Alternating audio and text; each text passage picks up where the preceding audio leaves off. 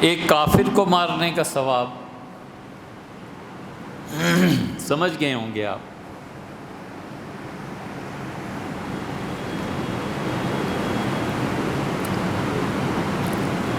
28-29 تک تو ہم نے گنے یہ سوال، پھر اس کے بعد جتنے آئے ہیں اسے ڈیلیٹ کرتے گئے۔ اتنے یہ کلپس آئے ہیں، اتنے سوالات اس پہ آئے ہیں جیسے دنیا میں سارے مسائل حل ہو گئے ہیں، ایک کافروں کا مارنا رہ گیا۔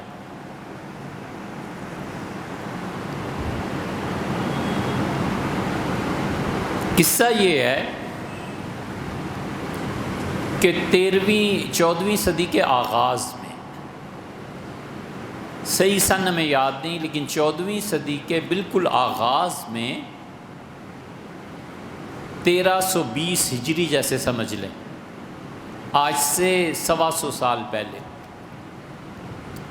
جب ہندوستان میں انگریزوں کا راج سخت ہوا، 125 سال پہلے تو آپ چلے جائیں 1800 پہ، 1900 پہ، تو اس زمانے میں انگریزوں کے مظالم جتنے بڑے، اور 1857 کی جنگ آزادی سے شروع کر کے جتنا مسلمانوں پر ظلم کیا گیا، کیونکہ سلطنت انگریزوں نے ان سے چھینی تھی نا، تو اکثر و بیشتر لوگ ہندوستان سے، پھر 1917 کا انقلاب جو آیا روس میں، پھر وہاں سے، پھر اور جگہ دنیا میں جہاں بھی اس سے پہلے اور بعد انقلابات آتے رہے، آہستہ آہستہ آہستہ آہستہ سینکڑوں خاندان یہاں سے حرمین شریفین ہجرت کر گئے۔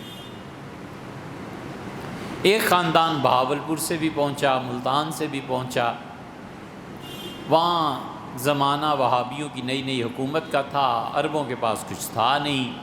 1930 اور 40 تک بھی جو حاجی گئے ہیں اور جنہوں نے سفر نامے لکھے ہیں، انہوں نے لکھا ہے کہ ہم گوشت کھاتے تھے، حاجی کہتا ہے ہم ہڈی پھینکتے تھے تو سپاہی جو کھڑا ہوتا تھا اس پھینکی بھی ہڈی کو اٹھا کے چوسنے لگتا تھا، اتنی غربت تھی حرمین شریفین۔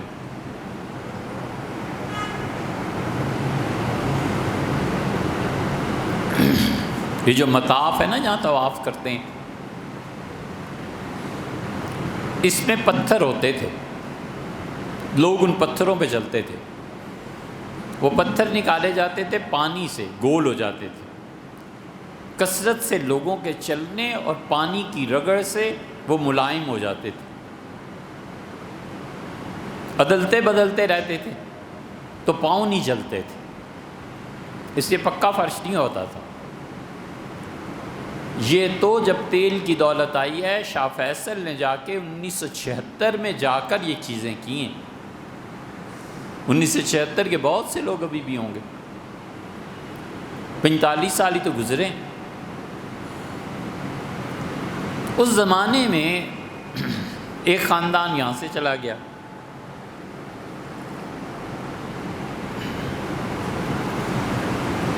ان کے اب پوتے ہوں گے، پڑپوتے ہوں گے۔ اس زمانے میں حرم شریف میں مختلف علماء کو اجازت دی گئی کہ وہ وعظ کی مجالس قائم کریں۔ مولانا محمد مکی صاحب اب ہیں یا معلوم نہیں، ہم اس میں پڑھے نہیں، یا نہیں ہوں گے، اللہ تعالیٰ مغفرت فرمائے، یا ان کی جگہ ان کے بیٹے، یا جو بھی ہوگا مجھے معلوم نہیں۔ ان کو اس زمانے سے اجازت ہے کہ حرم شریف میں بیٹھ کے اردو میں وعظ کریں، اردو میں تقریر کریں، تاکہ ہندوستان پاکستان جو بھی اردو سمجھ سکتا ہے وہ ان کے یہاں جائیں اور وعظ سنیں، کرتے ہیں۔ حرم شریف میں بیٹھ کے یہ بات انہوں نے کہی، اس کے کلپ بہت جگہ پہ آئیں۔ خدا کا گھر ہے، حرم ہے، 1000 مرتبہ عزت اور احترام کے قابل ہے، لیکن جو لوگ انہیں سننے جاتے ہیں نا، وہ اسی مینٹیلٹی کے لوگ ہیں جس کے وہ خود ہیں۔ انہوں نے کہا میرے پاس ایک آدمی آیا، اس نے کہا میں نے بڑا مال خرچ کیا ہے اور بہت دولت لگائی ہے، اور ایک 13-14 سال کی لڑکی سے شادی کر لی ہے، اب مجھے اپنے قریب نہیں آنے دیتی۔ تو میں نے کہا کہ اسے لے آؤ۔ اور میں نے کہا وہ 12 سال کی بچی اور تو ہاتھی، وہ ڈرے نہیں تو اور کیا کرے، اچھا اسے لے آؤ۔ پھر وہ لے آیا تو میں نے اس بچی کو سمجھایا اور میں نے کہا کہ اس کا حق ہے اور وہ تم سے یہ حق وصول کرنا چاہتا ہے، تو تم ایسے نہ کرو، اور ایک مرتبہ یہ فعل کرنے سے ایک کافر کے مارنے کا ثواب ملتا ہے۔ اب وہ کچھ دن بعد پھر آ گیا، اس نے کہا اب مولوی صاحب کیا ہو، وہ تو 2-3 دن میں مجھے برداشت کے قابل ہو گئی ہے، اب وہ دن رات یہ کہتی ہے کہ آؤ ایک کافر کو ماریں، آؤ ایک کافر کو ماریں۔ تو میں نے تنگ آ کے کہا کہ کافروں کو مارنا ہمارا ہی کام رہ گیا اور کوئی نہیں رہا دنیا میں کافروں کو مارنے والا۔ یہ حکایت، یہ لطیفہ بیت اللہ میں بیٹھ کر وہ سنا رہے ہیں، اور جب انہوں نے کہا کہ اس عمل میں ایک کافر کو مارنے کا ثواب ملتا ہے تو اتنے نالائق، جاہل اور گدھے ہیں بیٹھ کے سبحان اللہ کہہ رہے ہیں۔ ولیعوذ باللہ ذرا شرم نہیں آئی کہ سبحان اللہ کہنے کی بات ہے یا استغفار کرنے کی بات۔ بنیاد یہ ہے کہ مذہبی طبقہ پڑھا لکھا نہیں، بنیاد یہ ہے کہ مولوی جاہل ترین قوم بن گئی ہے۔ عقل نہیں آئی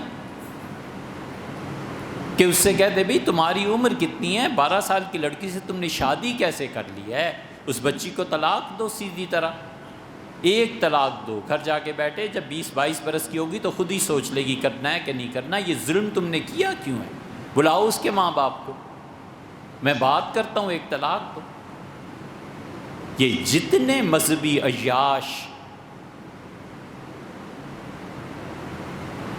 کیا گالی دیں انہیں، چترال چلے جاتے ہیں، یہ پورا ایک گروہ ہے، ایک دوسرے کو بتاتے ہیں کہ وہاں غریب خاندان ہیں، بچیاں دے دیتے ہیں، چترال کی فلائٹیں اسی لیے ہوتی ہیں، اور 60 سال کا بڈھا 12 سال کی لڑکی سے شادی کر رہا ہے، یہ ظلم نہیں ہے تو کیا ہے؟ اس کا نتیجہ یہ نکلا ہے، اور اس کے نتائج ابھی نکلنے ہیں کہ عورتوں کے اس ظلم کے بعد جب وہ اٹھ رہی ہیں آہستہ آہستہ اور وہ اسلام کو چھوڑ رہی ہیں، وزیرستان میں چلے جائیں، یہ جو کچھ ہو رہا ہے نا، وہاں کی عورتیں اسلام پر کھلے بندوں تقریریں کر رہی ہیں کہ مولویوں یہ کیا ظلم مچایا ہوا ہے، اور نتیجہ یہ کہ اسلام پر حرف آتا ہے۔ کوئی تک ہے کہ 12 سال کی بچی سے تم شادی کروا رہے ہو 60 سال کے مرد سے، چترال میں غریب ہیں، اور کتنے نام لوں، 13 سال کی بچی ماں بن گئی۔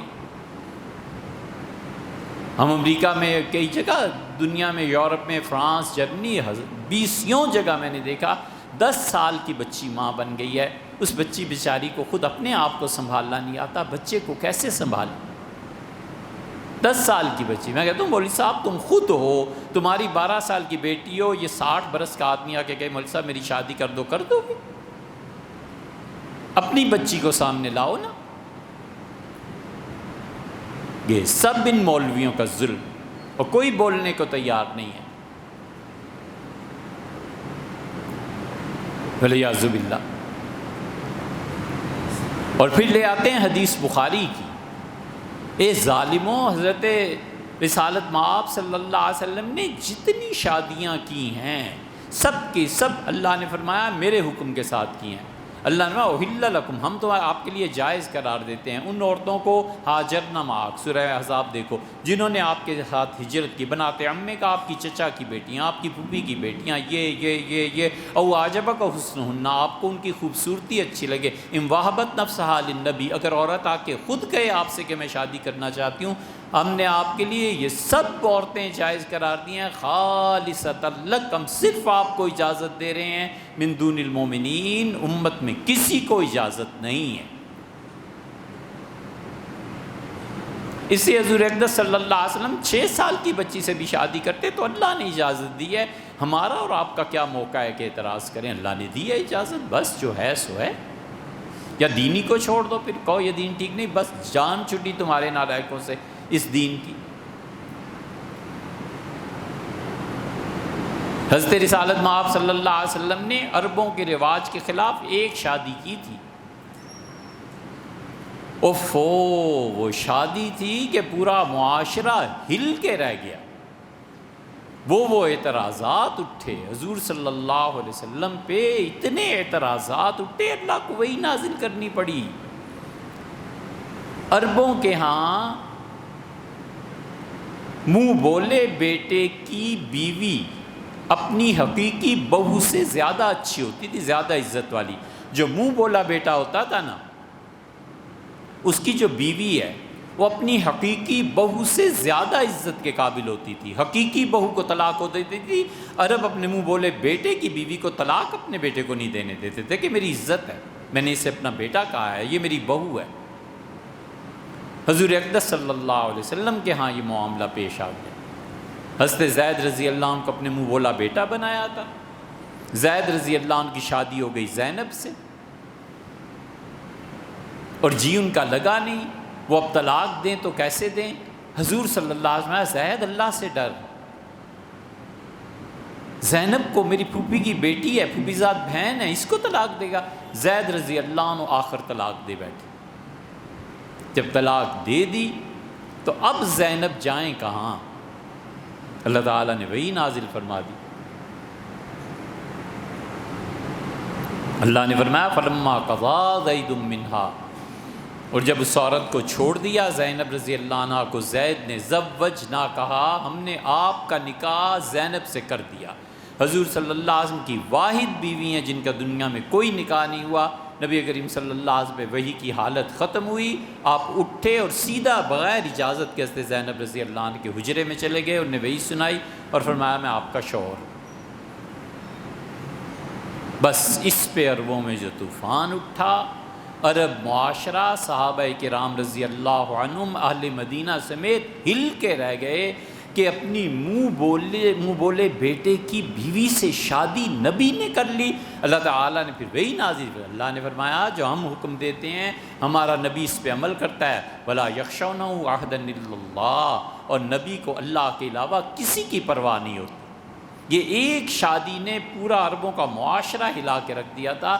اگر رسول اللہ صلی اللہ علیہ وسلم کی ام المومنین حضرت عائشہ رضی اللہ عنہ کی عمر 7 یا 9 سال، یہ شادی خلاف اصول ہوئی ہوتی، عربوں کے معاشرے کے اصول کے خلاف، پورے عرب اٹھنا کھڑے ہوتے کہ اتنی چھوٹی بچی اور آپ شادی کر رہے ہیں۔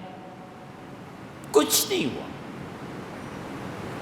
کچھ نہیں ہوا۔ یہودی کیا، اہل مکہ کیا، کسی نے اعتراض نہیں کیا، سب جانتے تھے یہ ہوتا ہے۔ سوسائٹی نے اسے قبول کیا تھا، سوسائٹی نے حضرت زینب رضی اللہ عنہ کے رشتے کو قبول نہیں کیا، اللہ تعالیٰ نے وہی نازل کر دی۔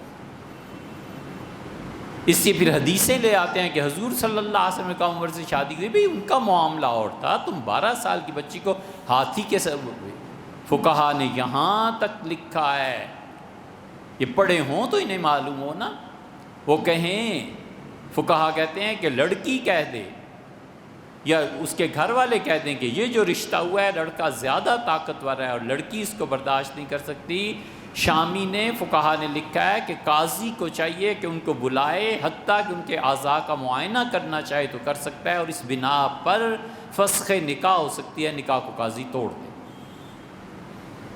یہ شریعت ہے، یہ دنیا میں رہنے کے لیے آئی ہے، قیامت تک کے مسائل کا حل ہے۔ تو ختم نبوت کا انکار کر دو کہ اب کوئی نیا نبی آنا چاہیے، سب کہہ رہے ہیں سبحان اللہ سبحان اللہ، ایک کافر کو مار، لا حول ولا قوت الا باللہ۔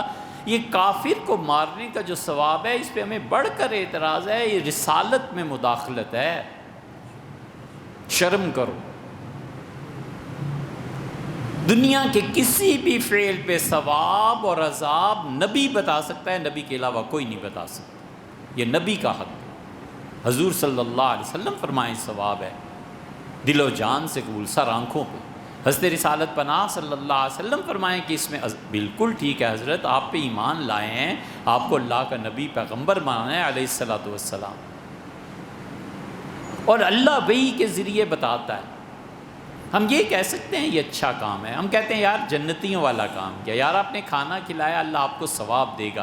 اب میں کہوں کہ اللہ آپ کو ثواب دے گا، جمعے کے بعد آپ کھانا کھلاتے ہیں 1000 شہیدوں کے برابر، یہ گمراہی کی بات ہے۔ مجھے کیا پتہ ہے کتنا ثواب؟ حضور صلی اللہ علیہ وسلم فرماتی ہے ان کا حق ہے، رسالت کے حق کو ہم استعمال کرنے جا رہے ہیں، شرم نہیں آتی؟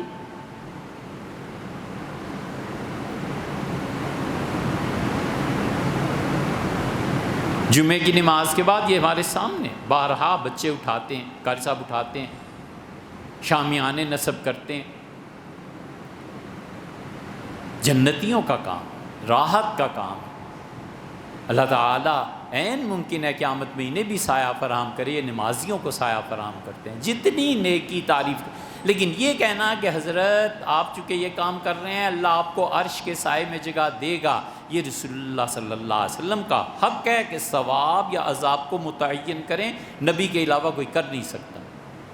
اب یہ کہنا کہ مولویوں کو ہیلے کرنے پڑے، یار ہیلے کر رہے ہو یا جھوٹ بول رہے ہو؟ حضرت رسالت مآب صلی اللہ علیہ وسلم کے منصب میں دخل دے رہے ہو۔ اس لیے یہ جتنے جھوٹ ہیں یہ سب قلت علم کا نتیجہ ہے، سب ان پڑھ ہونے کا نتیجہ ہے۔ ممکن ہے آپ میں سے بہت سے حضرات آئندہ جمعہ نہ پڑھیں، نہ پڑھو، ہم نے کون سا کسی سے لینا دینا ہے یا کیا چیز ہے۔ مولانا طارق جمیل صاحب کے کئی بیانات سن، 10 سن لو، اور ان 10 میں جتنی حدیثیں وہ کہتے ہیں سب جھوٹ ہیں۔ اس 20 سال ہو گئی اس صدی کو، یہ ہماری بات ہزاروں لوگ سنیں گے، ان 20 سالوں میں اتنا بڑا جھوٹا حضور صلی اللہ علیہ وسلم پہ جھوٹ اور تہمت لگانے والا ہم نے نہیں دیکھا۔ جتنے مولانا طارق جمیل ہیں 10 کیسٹیں سن لو، حدیثیں لے آؤ، ہمارے پاس حضرت ہی کے پاس جاؤ، کہو حضرت یہ ذرا حدیث کہاں آئی ہے دکھا دیں۔ حرم شریف میں بیٹھ کے رسول اللہ صلی اللہ علیہ وسلم کے حق میں دخل دینا اور جھوٹ بولنا کہ کافر کا ثواب ملتا ہے، انہی سے پوچھانا کہ حضرت یہ کافر کا ثواب آخر کہیں آیا ہوگا نا، آپ اور میں تو ثواب نہیں، یہ کہاں آیا ہے؟ پورا ڈھونگ رچایا ہے حضور صلی اللہ علیہ وسلم کے والد دادا پر نبی کریم صلی اللہ علیہ وسلم کی چند ایک پشتوں کا ذکر ملتا ہے۔ طارق جمیل صاحب پورا بیان کرتے ہیں کہ فلاں سے آدم علیہ السلام تک پہنچاتے ہیں۔ اے حضرت آدم علیہ السلام تک کہاں پہنچاتے ہیں؟ آپ اسے ثابت بھی کریں۔ 40 باپ آپ گنتے ہیں، دادا پردادا 40 پشتیں، 40 پشتوں میں حضرت عبداللہ سمیت رسول اللہ صلی اللہ علیہ وسلم کے والد سمیت ہر ایک کی عمر اگر 1,00,000 سال بھی مان لی جائے تو دنیا 40 لاکھ سال سے زیادہ پرانی۔ آپ ان آثار قدیمہ کو کیا کریں گے؟ آپ سائنس کی تحقیق کو کیا کریں گے؟ جب یہ جھوٹ ہے تو کیوں آپ لوگوں کے منہ آتے ہیں؟ اگلے جو منکر اور دہری ہیں وہ کہیں گے حضرت دنیا بنے کروڑوں سال ہو گئے، کس آدم کی بات آپ کرتے ہیں؟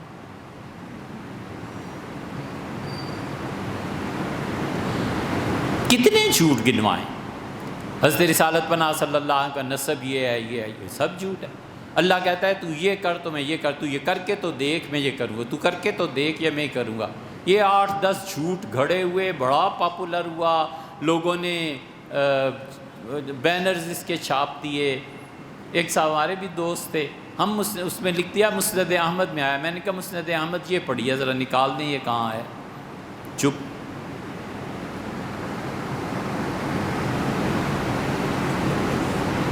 کوئی اصل نہیں۔ اس لیے جو اس بچے نے سوال کیا ہے نا کہ اس زمانے میں جھوٹی احادیث ہیں، اس کا آپ بتا دیں۔ ابھی تک تو کوئی کتاب لکھی نہیں۔ یہ ابھی ایک بیان آیا وہاں طارق جمیل صاحب کا، یوسف علیہ السلام کو جب جیل بھیجا گیا تو اس سے پہلے ان کا منہ کالا کر کے پورے شہر میں پھرایا گیا۔ کہاں یار سیدنا یوسف علیہ السلام کا ولیعیاذ باللہ خدا کے پیغمبر تھے، کس نے آپ سے کہہ دیا کہ ان کا منہ کالا کیا گیا؟ جھوٹ کسی اور نے لکھا ہے، آپ اسے پبلک کو بتا رہے ہیں، آپ قائد ہیں، ہزاروں آدمیوں کی آپ رہنمائی فرما رہے ہیں، آپ پڑھیں تو صحیح نا، کوئی حوالہ تو بتائیں کہاں لکھا ہے۔ ایک تازہ ترین اس سے بھی مثال دوں، یہ آپ پارا ہے، آپ پارا میں اب یہاں سے اگر چلیں نا تو رائٹ ہینڈ پہ ٹرن کیجئے، آپ پارا اندر جو بازار جو سڑک جاتی ہے مسلم سٹور جس پہ واقع ہے، مشہور ہے، اس پہ جب آپ ادھر سے جائیں گے تو لیفٹ ہینڈ سائڈ پہ بلوچستان ڈرائی فروٹ کی دکانیں آتی ہیں۔ آخری جو دکان غالباً آتی ہے بہت بڑی، بلوچستان ڈرائی فروٹ میں داخل ہو جائیں، آپ اندر جائیں تو ایک چوکھٹا لگا ہوا ہے، اور اس میں صاف لکھا ہوا ہے رسول اللہ صلی اللہ علیہ وسلم نے یہ فرمایا، اس کے نیچے باتیں لکھی، سب جھوٹ ہے۔